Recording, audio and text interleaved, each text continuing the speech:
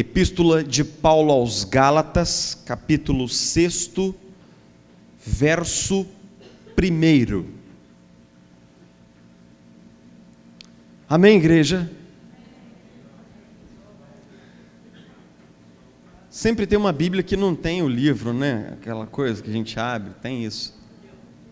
Vamos lá? Irmãos, se alguém for surpreendido em algum pecado, vocês que são espirituais deverão restaurá-lo com mansidão. Cuide-se, porém, cada um, para que também não seja tentado. Levem os fardos pesados uns dos outros e assim cumpram a lei de Cristo. Se alguém se considera alguma coisa não sendo nada, engana-se a si mesmo. Cada um examine os próprios atos e então poderá orgulhar-se de si mesmo, sem se comparar com ninguém. Leamos todos juntos, versículo 5. Pois cada um deverá levar a própria carga.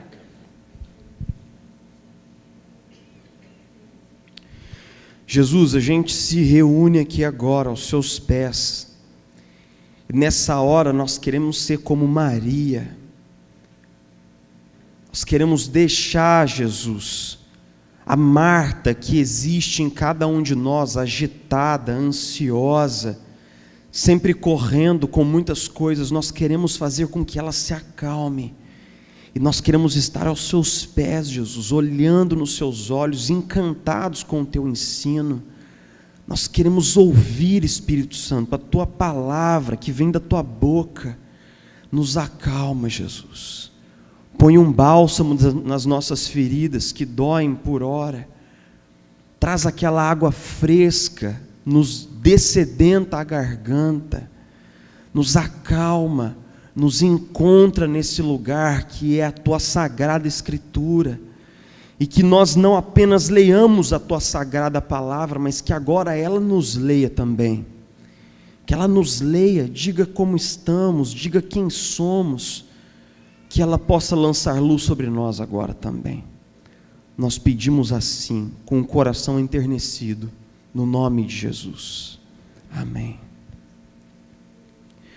Os dias de verão iam se passando e cada qual seguia o seu rumo. A cigarra seguia fazendo aquilo que ela sabia, cantando, cantando, cantando, cantando. As formigas faziam aquilo que elas sabiam fazer também. Trabalhavam, trabalhavam, estocavam. As formigas estocavam e trabalhavam, a cigarra cantava e a natureza parecia seguir o seu curso, mas o inverno foi se aproximando. Todos nós conhecemos a história. O inverno foi se aproximando e, a princípio, a cigarra não precisava estocar nada, nem trabalhar, porque ela tinha comida em abundância. Ela simplesmente parava de cantar e ia até onde a grama estava e sempre tinha grama. Só que com a proximidade do inverno havia cada vez menos grama, cada vez menos comida, até que a comida de fato acabou e o inverno se instaurou. De repente, nós vemos aquela cena clássica dessa fábula, que diz que a cigarra bateu lá na porta da dona Formiga, pedindo abrigo, pedindo comida, pedindo companhia. E na fábula clássica de Esopo, o autor que viveu por volta do 6º século a.C., na Grécia Antiga, na fábula original do autor, a formiga diz para a cigarra: se você cantou até agora, chegado o inverno, é hora de dançar. Se você cantou até agora, agora dance, porque chegou a hora de você dançar. Essa fábula ela foi aplicada moralmente nas nossas gerações, envolvendo a questão da diligência, do trabalho. Mas quando nós tiramos essas primeiras camadas de leitura, o que nós temos lá pulsando no coração dessa fábula, é a questão da responsabilidade pessoal. Paul Tournier escreveu um livro dizendo assim: existem os fracos e os fortes. Pois bem, de fato eu concordo que eles existam. Mas vamos olhar pela perspectiva da fábula e ver que existem pessoas hiperresponsáveis num extremo do espectro e no outro extremo existem pessoas não responsáveis. Pessoas que atendem às suas responsabilidades pessoais, pessoas que não atendem às suas responsabilidades pessoais. E cada vez mais eu vejo isso na minha experiência de observação pessoal. Cada vez mais eu encontro pessoas hiperresponsáveis, aquelas pessoas que se veem responsáveis pelas pessoas ao seu redor, pelas relações, pelo bem-estar da família como um todo, e levam esse peso. Também vejo pessoas que têm dificuldade de se comprometer e de atender às suas próprias responsabilidades e que não conseguem sentir-se responsáveis pela própria vida.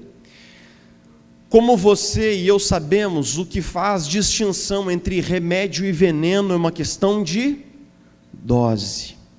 É uma pequena regulagem para cá ou para lá que faz uma coisa boa não ser boa. É uma pequena regulagem para cá ou para cá, um pequeno deslize que faz com que uma coisa boa possa ser ruim.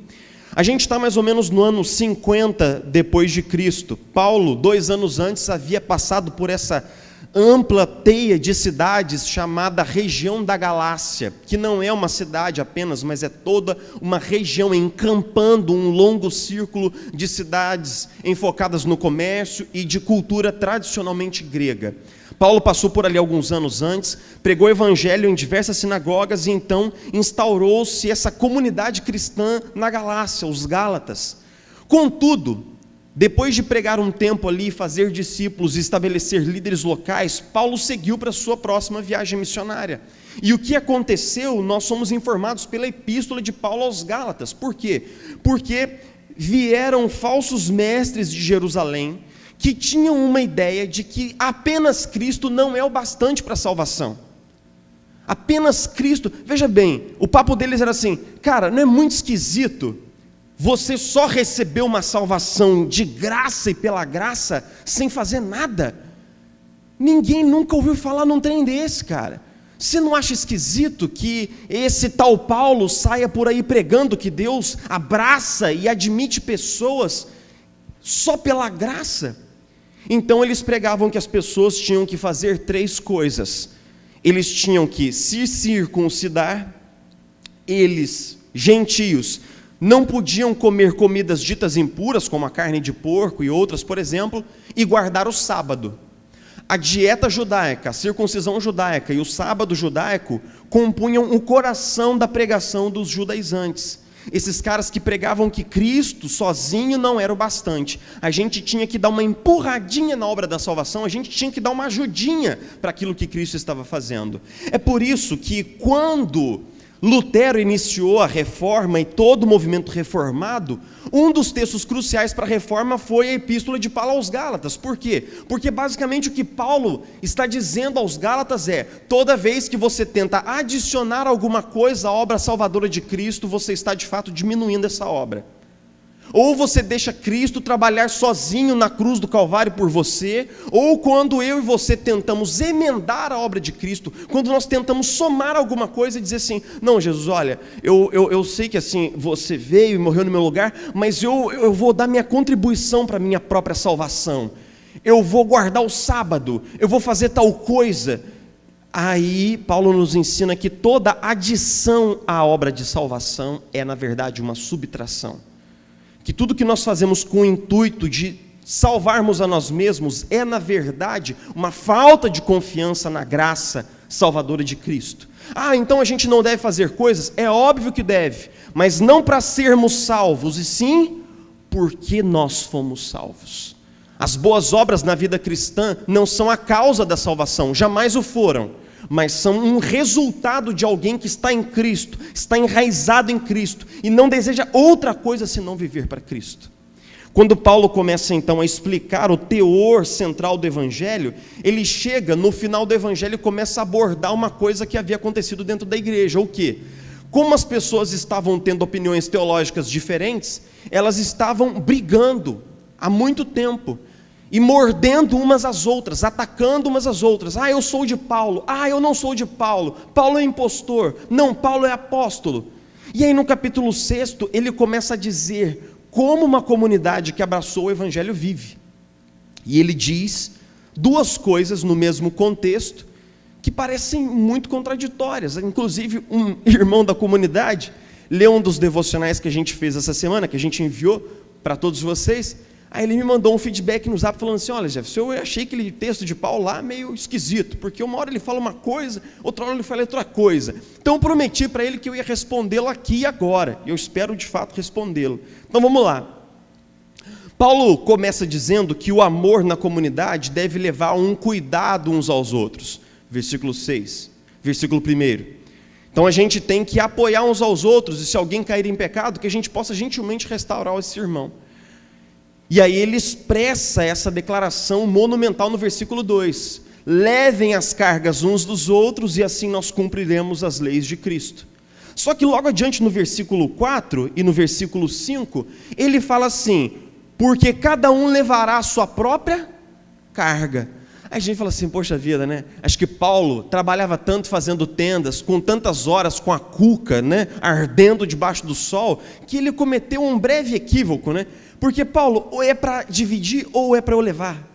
Eu não estou entendendo, eu fiquei no meio do caminho. Eu ia compartilhar o meu fardo, mas agora você falou que eu tenho que levar. Na verdade, essa tensão, ela se dissolve se nós olharmos para o texto no grego. Por quê? Porque Paulo usa uma palavra no versículo 2 para fardo, chamado bare.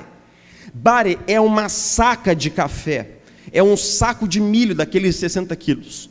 Eu me lembro, quando eu trabalhei na roça, diz meu pai que não foi assim bem a história, na lembrança dele, que chegavam lá sacas de milho a granel. E depois de um tempo, convencionou-se que era mais barato trazer o caminhão com o milho não ensacado. Então você abria uma boca, mais ou menos dessa largura, no fundo do caminhão, parava um saco ali, você abria, o saco enchia e você empurrava de novo aquela tampa, então você costurava o saco e colocava nas costas. Obviamente, como esse processo não era nada industrializado, alguns sacos ficavam com 30 quilos e outros ficavam com 70 quilos. Só que eu era, né? Se eu sou franzino hoje, imagina 14 anos atrás. E a gente tinha aqueles empregados musculosos, né? Mas o orgulho masculino, você sabe como é, né? Rapaz, veio um saco de assim, tinha o meu peso o negócio. Eu olhei para aquilo e os empregados olharam para mim com aquela cara de: vai, você não é bom? Você não é machão? Meu irmão, foi um pobre julgamento. Eu resolvi pegar o saco. Aliás, jogaram sobre mim, né? A verdade é essa: 2 empregados pegaram cada uma ponta e colocaram sobre as minhas costas. Cara, fiquei com uma dor nas costas assim durante 1, 2 semanas. Por quê? Porque era um fardo que eu não dava conta de levar. Foi uma coisa de poucos metros, 10 metros, mas aquele peso todo sobre a minha estrutura não era orgânico para mim, não era sustentável para mim. É disso que Paulo está falando no versículo 2, um peso muito pesado, bare. Um peso assim que realmente é capaz de nos envergar sob ele. Todo mundo gosta da ideia do Superman.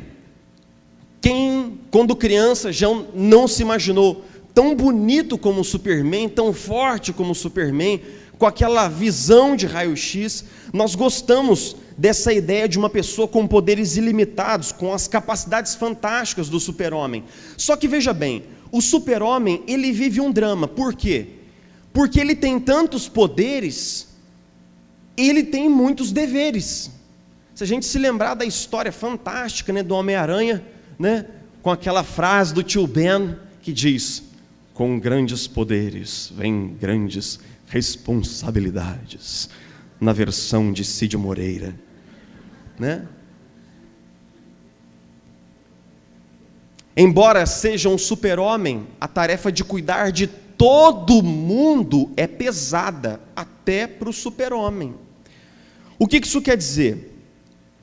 Pessoas que são hiperresponsáveis, elas se veem como pessoas muito energéticas, generosas, decisivas, compassivas, pessoas ajudadoras. E elas são vistas também assim pela sua família.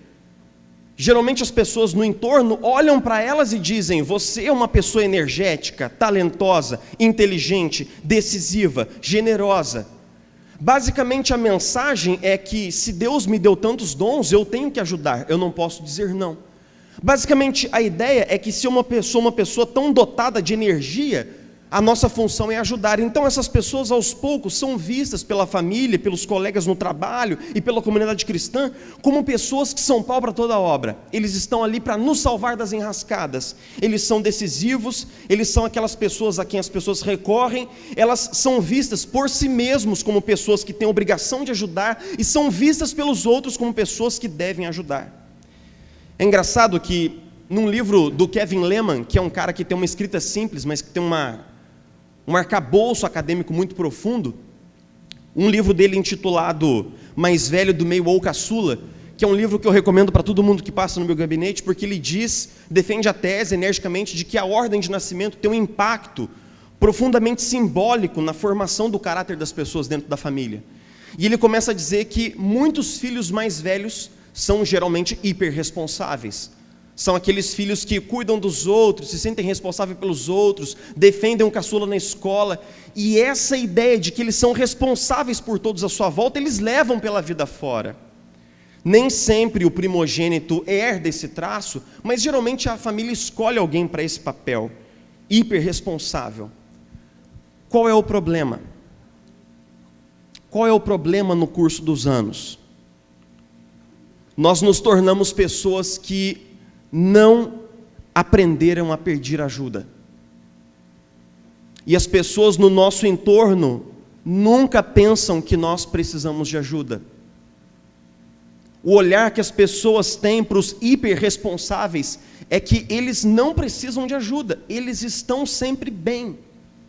Então você nunca ouve alguém perguntar para aquela pessoa na família que é o hiperresponsável ou a hiperresponsável, nunca há um olhar de cuidado para com ela. Nunca há uma atenção às necessidades dela, porque em tese ela não tem necessidades, ela não tem debilidades, ela não tem falhas, ela está ali para ajudar. Ela está abastecida, ela está resolvida, não existem dramas. Ele é o Superman daqui de casa, ela é a super mulher maravilha daqui de casa. Os mecanismos de ajuda são desconfigurados. E muitas vezes o hiperresponsável sofre, mas sofre sozinho. E não é lhe dada a possibilidade de aceitar o próprio sofrimento.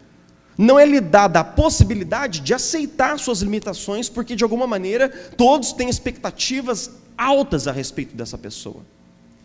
O segundo ponto é que porque estão sempre ajudando todo mundo, e obviamente todos nós temos os nossos próprios problemas, essas pessoas estão sempre sobrecarregadas.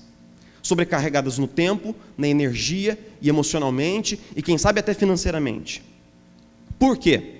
Porque sempre que nós precisamos de alguma coisa, nós recorremos àquela pessoa. E geralmente toda a família tem essa figura. Aquela filha, aquele irmão, aquela tia, a quem todos recorrem. Todos vão lá. Ou seja, eles vivem sobrecarregados. Terceiro, essas pessoas acabam nutrindo uma relação de simbiose, de codependência com pessoas que não conseguem aceitar a sua própria responsabilidade. No entorno do ambiente criado por essas pessoas, existem pessoas que, quando têm que arcar com as próprias escolhas, vão até essa pessoa e elas vão se tornando aos poucos pessoas irresponsáveis. Porque existe alguém que pode limpar a bagunça que eu deixei. Fadiga, cansaço e, por fim, a queda. Seja ela emocional, financeira ou relacional. Essas pessoas acreditam que devem levar todo o peso, que devem dizer sim para todo mundo, devem ajudar a todos, mas uma hora acabam quebrando emocionalmente, financeiramente ou relacionalmente.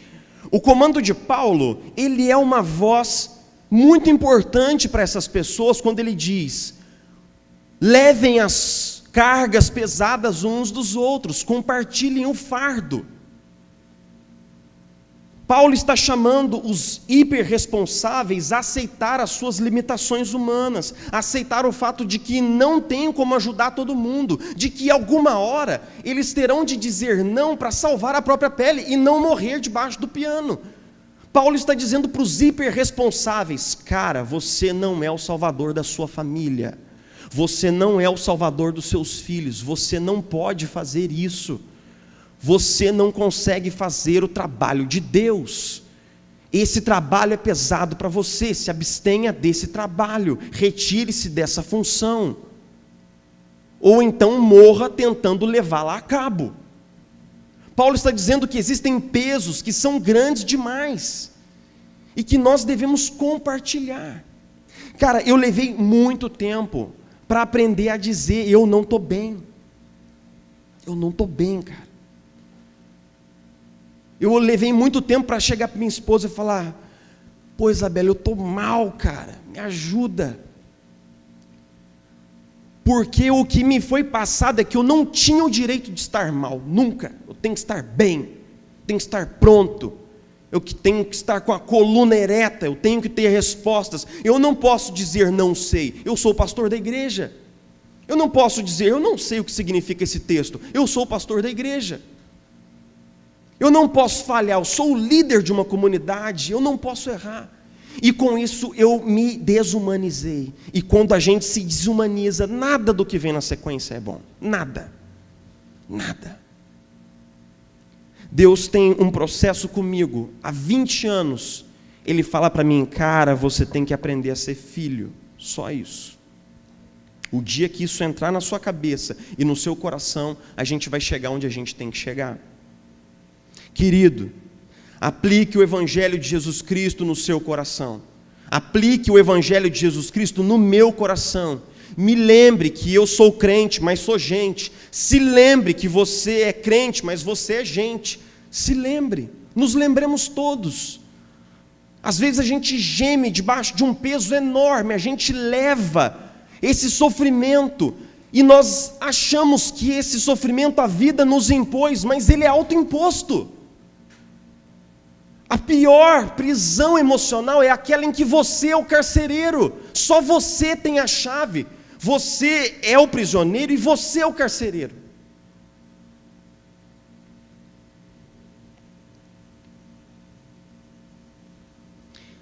No versículo 5, Paulo diz assim: levem a sua própria carga. Quando Paulo está falando de carga, aqui ele está usando uma palavra em grego, fortiom. Fortiom quer dizer um saco de arroz de 5 quilos. Quer dizer aquela mochila que você leva para a escola.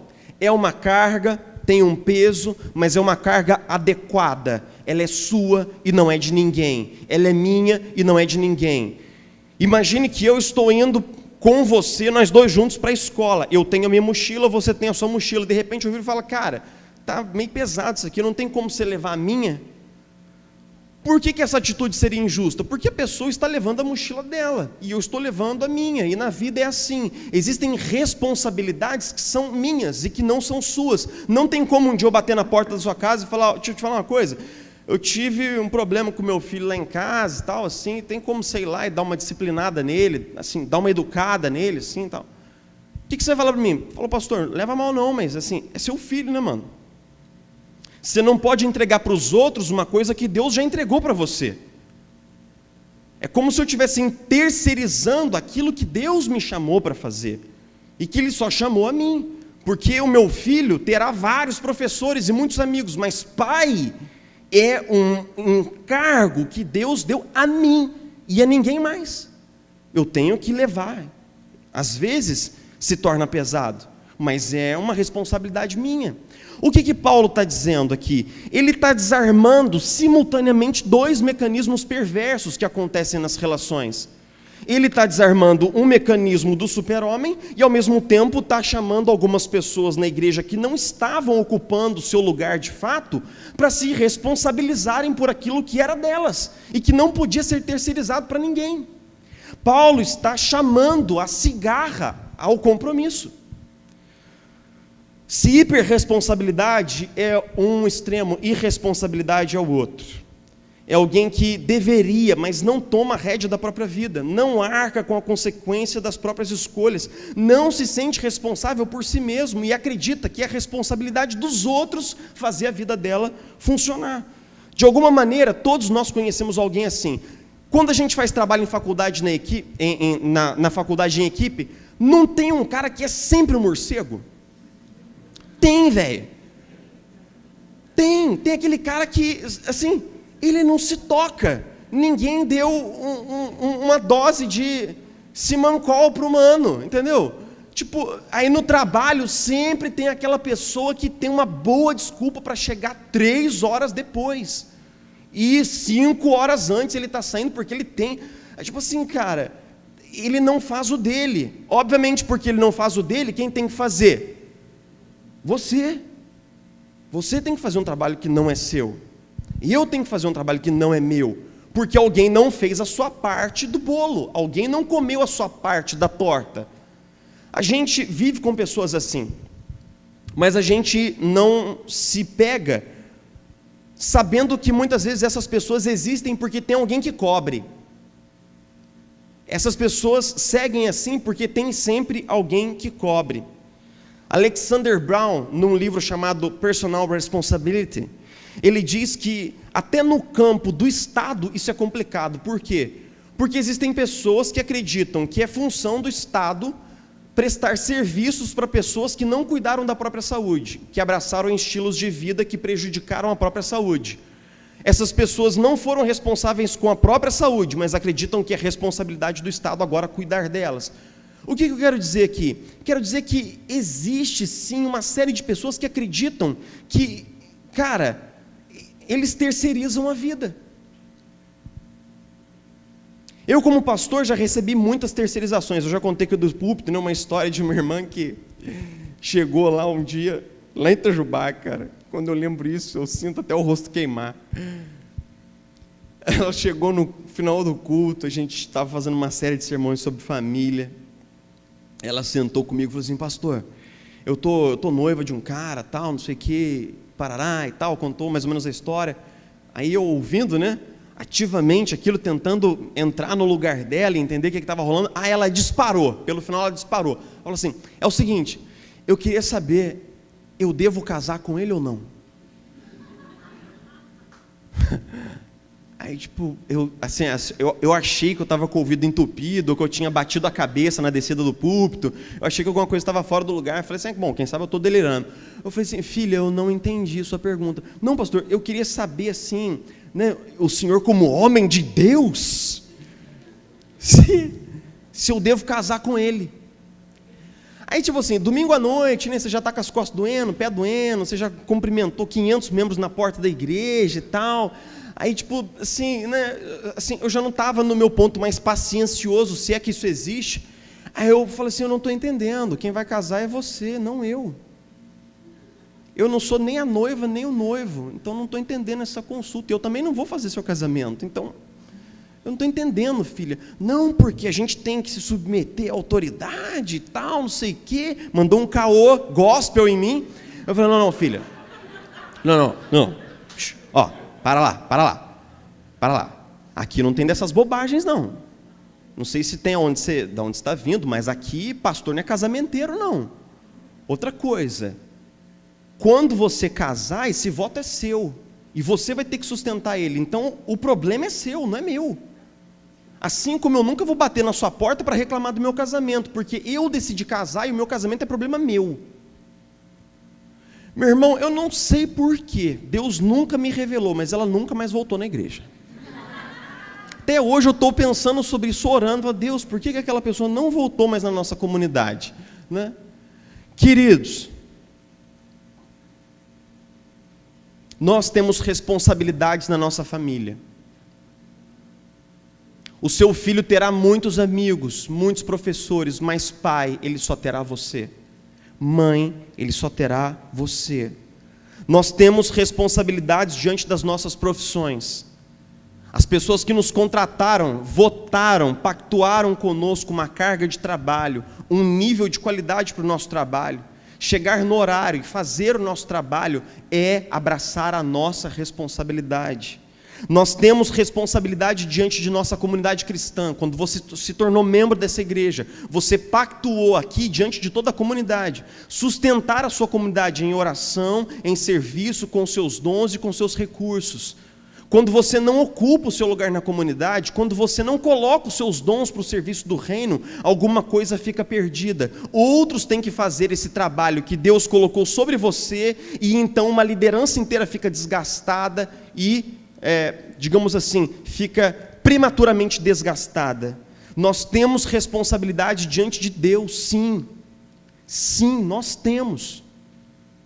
A graça da salvação, ela é uma graça que nos salva pela graça, mas a vida cristã tem ônus, tem escolhas a serem feitas. Existe sim o preço do discipulado, já disse Dietrich Bonhoeffer. A gente não consegue servir a Cristo com toda a nossa vida simplesmente entregando o resto do tempo, do dinheiro, dos dons ou do coração a Jesus. Se você não montou na lambreta, monte, meu irmão. Se você não pegou o seu pedaço do bolo, pegue. Se você não colocou o seu dom para trabalhar, coloque. Se você não entregou o seu tempo, entregue. Sabe por quê? Porque a medida da nossa comunidade é a medida da sua entrega. A medida da nossa comunidade é a medida da sua e da minha responsabilidade. Por fim, Monteiro Lobato reescreveu a fábula de Esopo num livro dele chamado Fábulas, em que ele reescreve e readapta várias fábulas. Mas ele muda o final da parábola, ele muda o final da fábula, e ele acrescenta 2 finais. A história vem correndo por um eixo, uma espinha dorsal que é parecida. Quando ela chega num ponto, ele demonstra que existem 2 possibilidades. Então, ele escreve um primeiro capítulo chamado A Formiga Boa. E ele diz que quando a cigarra foi procurar a formiga boa prontamente aceitou a cigarra, trouxe ela para dentro de casa e ainda encontrou no canto da cigarra um descanso para os seus labores. Então, logo em seguida, ele escreve o capítulo intitulado A Formiga Má. E o que a formiga má fez?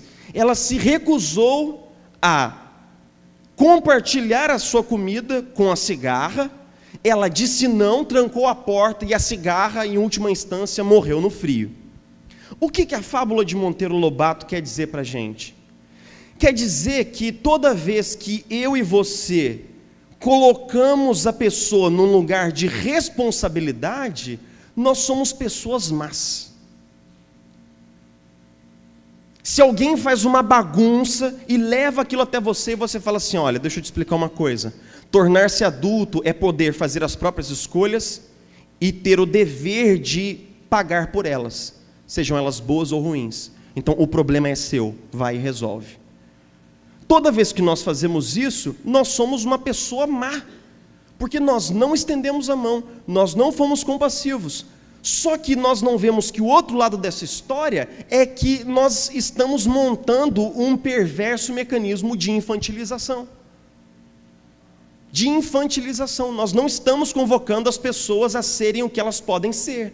Nós não estamos convocando as pessoas a crescerem no uso do seu dinheiro, no uso dos seus dons, do seu tempo, da sua sexualidade. Nós estamos limpando a bagunça para que elas possam continuar fazendo o quê? Mais bagunça.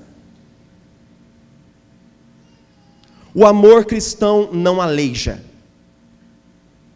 O amor que Cristo tem por você funciona assim: você quer ir, você quer fazer, você quer errar, beleza, então planta e depois colhe. Depois a gente conversa. O amor de Cristo é assim, ele não nos infantiliza. Jesus não tem nenhuma bolha, nem para mim, nem para você, nem para nenhum discípulo dele. Faça uma escolha para você ver. Plante o que é errado e espere o tempo passar. Nós todos sabemos disso, essa é a lei da vida, é a lei da semeadura, ninguém a ela escapa, ninguém a ela deturpa, ninguém a ela infringe. Mas nós muitas vezes ajudamos para o pior das pessoas e não para o melhor delas. Eu não estou dizendo que a gente não tem que ser compassivo, eu não estou dizendo que em alguns momentos a gente deve sim estender a mão, porque ou a gente faz isso ou a cigarra morre. Eu estou dizendo que a gente tem de usar o nosso poder de discernimento espiritual para decidir entre uma coisa e outra, e não infantilizar as pessoas à nossa volta. Seu filho fez uma caca? Beleza, mano, responsabiliza o cara. Faz ele pagar. Uma vez, cara, o meu primo tinha um cavalo chamado Chalaco. Eu nunca vi um cavalo tão bonito na minha vida. O meu sonho era ser eu o dono do Chalaco. Chalaco era um cavalo imponente, fogoso, inteligente, interativo, obediente, sobretudo dedicado ao dono. Era aquele cavalo que, tipo assim, vamos junto até a morte. Ele não era só um cavalo morfologicamente perfeito. Ele era um cavalo que, tipo assim, era inspirador andar no Chalaco. E aí, o meu primo emprestou a caminhonete do meu pai e, num lance de má sorte, bateu a caminhonete. Ele levou o problema para o pai dele, o meu tio virou e falou assim: é fácil da gente resolver isso. Você vende seu cavalo e paga o prejuízo. Cara, aquilo na época me pareceu insano. Me pareceu uma violência, me pareceu uma coisa tão antipaterna, me pareceu uma coisa tão brutal, cruel. Mas hoje, olhando para trás, eu entendo. Eu entendo que as pessoas têm de ser colocadas no seu lugar de protagonismo da própria vida.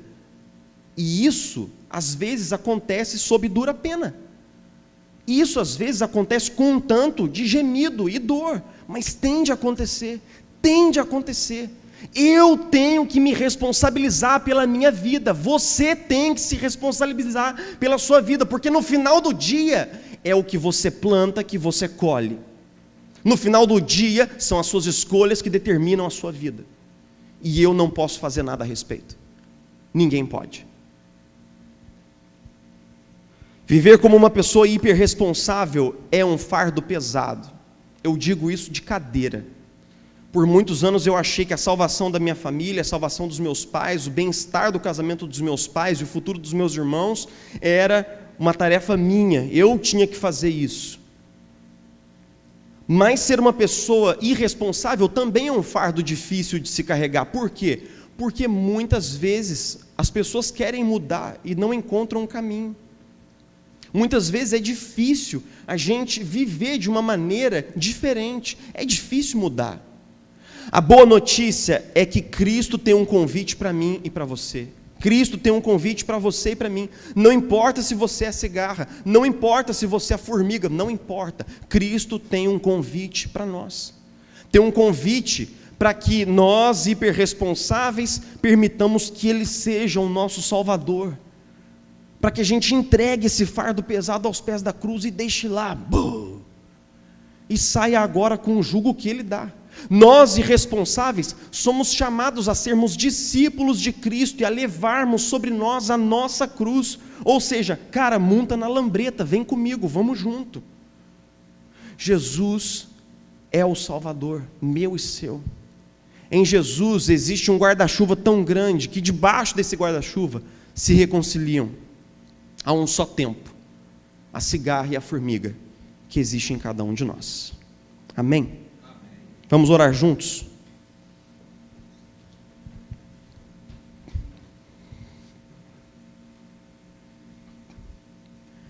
Jesus querido, obrigado mesmo. Obrigado porque o seu amor por nós não é um amor que aleija, não é um amor que faz nós sermos menos do que deveríamos ser, mas é um amor que nos coloca para andar no caminho do discipulado, é um amor interessado no nosso crescimento, é um amor interessado em tirar de nós as cargas que não são nossas, mas é um amor igualmente interessado em fazer de nós pessoas responsáveis, maduras, profundas, conscientes e cheias de uma vida poderosa. Jesus, nós estamos aqui hoje aos seus pés e cada um de nós tem uma história, cada um de nós foi talhado de um jeito. Talvez nós sejamos uma cigarra, sempre cantando pela vida fora, e o Senhor esteja nos chamando a um comprometimento maior, a uma responsabilidade maior. Talvez nós sejamos formigas que não veem outra coisa além do próprio dever, que não conseguem ter prazer na vida, que não conseguem parar para contemplar, que sentem a alma pesada por todos e por tudo. Mas Jesus, o Senhor tem para nós um campo, um espaço de liberdade. O Senhor tem para nós um sentimento de prazer e de contentamento. O Senhor tem um dia de folga para a gente. Jesus Cristo, faz o teu trabalho no nosso coração. Faz o teu trabalho no nosso coração. e, sobretudo, nos dá equilíbrio. Que a gente possa ter responsabilidade no ponto certo do discipulado, nem de mais, nem de menos. E que assim nós possamos ver o nosso pleno potencial crescer para a sua glória, para a sua glória, para a sua glória. Nós oramos assim, no nome de Jesus. No nome de Jesus.